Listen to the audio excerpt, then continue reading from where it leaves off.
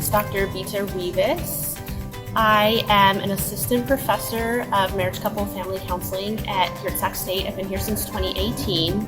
Prior to that, I taught at the University of Colorado Springs for nearly 5 years in counselor ed, and I worked for a brief time at Western Connecticut State University as well. I'm a Denver native, and I hold my licenses in Colorado. I'm a licensed professional counselor, licensed marriage and family therapist, and licensed addiction counselor. Under Senate Bill 679, this is the year I plan to apply by credential route. So I'm applying for my LPCC and my LMFT here. Under that bill, it allows for reciprocity. So it's a little bit about my licenses. I hold a few credentials. I'm a master addiction counselor, approved clinical supervisor, and national certified counselor. I've been in the field of mental health since 2008. I had a private practice, Alchemy Healing Counseling, prior to leaving Colorado for nearly 8 years. And before that, I was in residential treatment center. I worked with primarily adolescent youth. Let's see, it's a little bit about my professional background.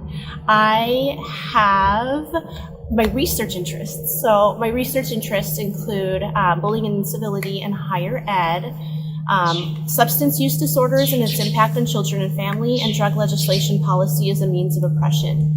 A little bit about my professional experiences here. So I'm serving right now in the field, the role of a fieldwork coordinator, the CAKREP liaison, and the lead coordinator for our program. Recently we had our CAKREP site visit and it was successful, which is really exciting. What else am I doing in terms of other professional activities? I'm serving my profession as with my role on the board of directors for CAKREP. CAKREP is the Council for Accreditation of Counseling and Related Educational Programs. I just began my term, so I'll be on the board for 5 years. I used to serve here on the CalPEC board, the California Association for Licensed Professional Clinical Counselors, and I'm just starting to get to know a little bit of California. This February 11th, we're holding a symposium for substance use disorders, attempting to stop the stigma, increasing access, and really bringing professionals together. It's kind of a day of working groups. More information on that to come. We have some neat activities at our program. This March 19th, we have some open houses with our sites, and that's primarily for students, but we also have some workshops that we're going to be offering that we'll post on our counselor education playlist on our YouTube channel. So we'll make sure you have access to that. I'm happy to be here, and it's really nice to meet all of you. We all survived 2020. Thanks so much. Hope to see you around. Hi everyone, my name is Dr. Anthony Rivas, and I am currently the Rehabilitation Counseling Coordinator at Sac State. This is my first year at Sac State. I just came here from Colorado, where I most recently taught at Metropolitan State University of Denver in the Addictions Counseling Master's Program. And prior to that, I was at the University of Colorado Springs, and I taught in the Graduate Counseling Program and the AOC Officer Program out of USAFA, United States Air Force Academy, where I taught leadership. Currently, my research interests include substance abuse counseling, substance abuse in college students, social class bias. I just wrapped up 2 chapters in a substance use textbook. In addition to teaching in Colorado, I am a Colorado State approved trainer for clinical supervision, and I do teach supervision courses for the state of Colorado. I'm really excited to be here at Sac State. I'm excited for what the future holds for the program, for the rehabilitation program, and I'm excited to see what the spring semester holds for us. An important note, we are doing this socially distanced. I do have my mask. I am outdoors, so I want to remind all the Hornets out there and our grad students, stay safe, mask up. We want to see you in the spring, and we want to see you in the next fall in person on campus. Stay safe. Hi everyone, I am Dr. Hyun Gangzhu, an assistant professor in counselor education program at Sac State and a coordinator of school counseling program. I'm very excited to talk about my research and teaching with you. I do research on bullying, specifically telling behaviors and help-seeking behaviors in bullying situations, and the role of caring adults on it. In terms of teaching, I teach core classes such as counseling theory, group counseling, human development, educational research, and practicum in communication. Mindfulness and wellness are a big part of my teaching. With that being said, I'd like to ask this question to you. What are 3 things that you are grateful for at this moment? Hi everyone, I am Dr. Hyun Gangzhu, an assistant professor in counselor education program at Sac State and a coordinator of school counseling program. I'm very excited to talk about my research and teaching with you. I do research on bullying, specifically telling behaviors and help-seeking behaviors in bullying situations, and the role of caring adults on it. In terms of teaching, I teach core classes such as counseling theory, group counseling, human development, educational research, and practicum in communication. Mindfulness and wellness are a big part of my teaching. With that being said, I'd like to ask this question to you.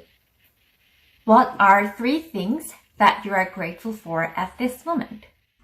Hello scholars, my name is Dr. Rachel Marshall and I work in the Counselor Ed program at Sac State. I specifically work in the career counseling specialization.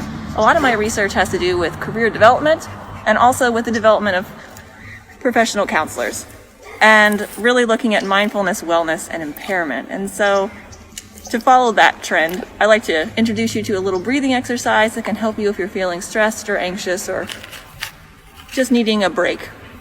And in this breathing exercise, you inhale to the count of 5, you hold that breath to the count of 7, then you exhale to the count of 9. So go ahead and give that a try, and then let us know in the comments what you think. Hi everyone, my name is Dr. Jessica Marino. I am an assistant professor within the counselor education program at Sac State.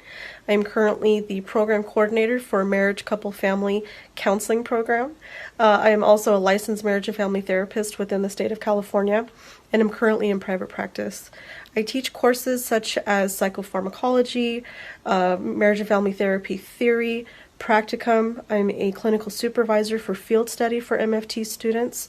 I've also developed a course, EDC 238, Professional Issues in Marriage and Family Therapy, where we talk about things that are less talked about, things like treating patients with HIV and AIDS, relational trauma, how to treat couples who cheat.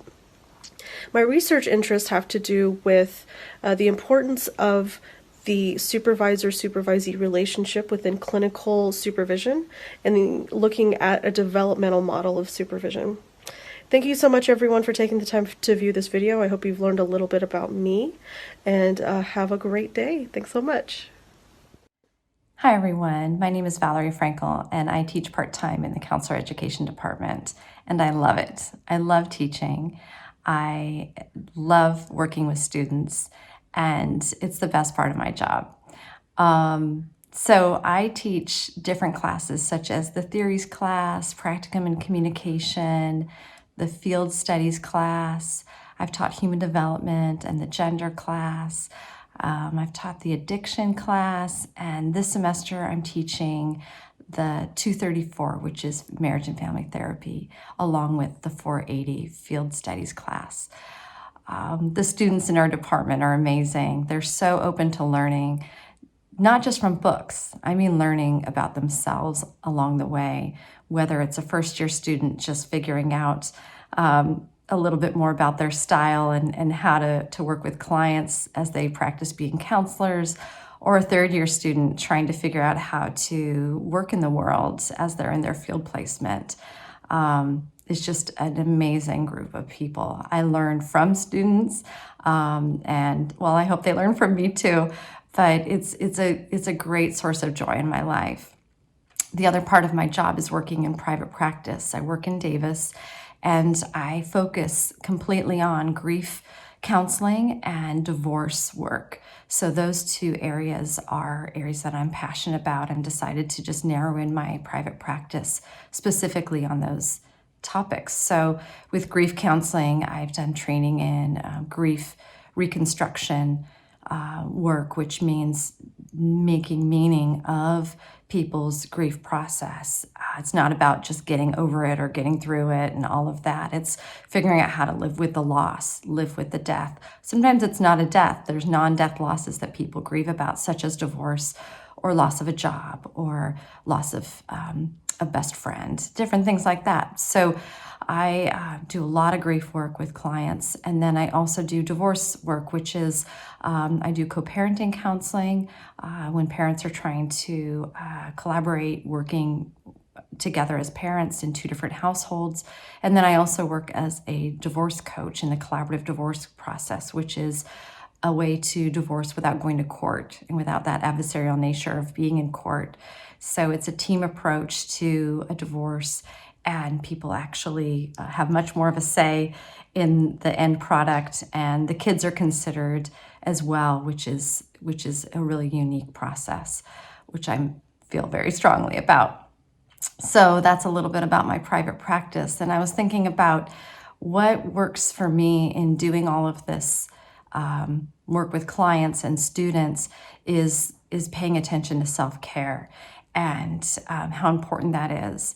And often when I work with third-year students and I'm bringing up self-care, they're like, oh, it's just too late. We're already burned out. We're already, stretched so thin going to school and juggling, often other work and families and all of that. But it's never too late to develop self-care skills and practices and rituals, because this is a profession where we can get really sucked into helping people in ways that are self-sacrificing, and that's not what this profession is about. If you're self-sacrificing, then that's something to look at, right? Because you'll burn out quickly, and we don't want that. We want our students to last forever and ever and ever in the field, as long as they want to be in the field.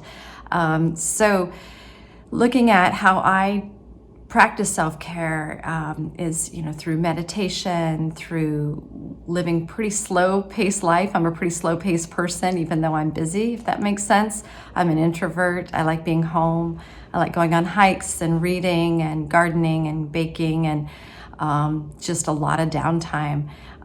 So it's important to figure out what works for you as far as how can you rejuvenate when you go home. How can you rejuvenate and take care of yourself in a way that you arrive the next day grounded and present for your clients? And no matter what your specialization is, it's really important to figure this out. Because if you're not, my challenge for today is why not? Why are you not taking care of yourself? There's always 1 minute in the day for self-care. So I'm going to leave you with that. Thanks. Hi, I'm Dr. Carly Scarton. I'm an assistant professor in counselor education, and my specialization is school counseling. I'm a counselor educator, supervisor, ally. Should I do another one? Activist. Classes I teach include counseling theory, group counseling. Thank you. Yep. Gender and sexuality in counseling, and counseling children and youth. My research interests include LGBTQ mental health, particularly within the context of K-12 school settings. And lately, I've been focusing exclusively on looking at issues pertaining to the genderqueer and non-binary communities. And I'm also looking into the role of nature as a tool in promoting positive mental health and helping folks recover from addiction.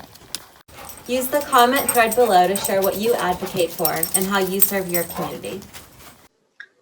Hello everyone, I am Dr. Sungmin Park, an assistant professor in the counselor education program. My specialization area is career counseling.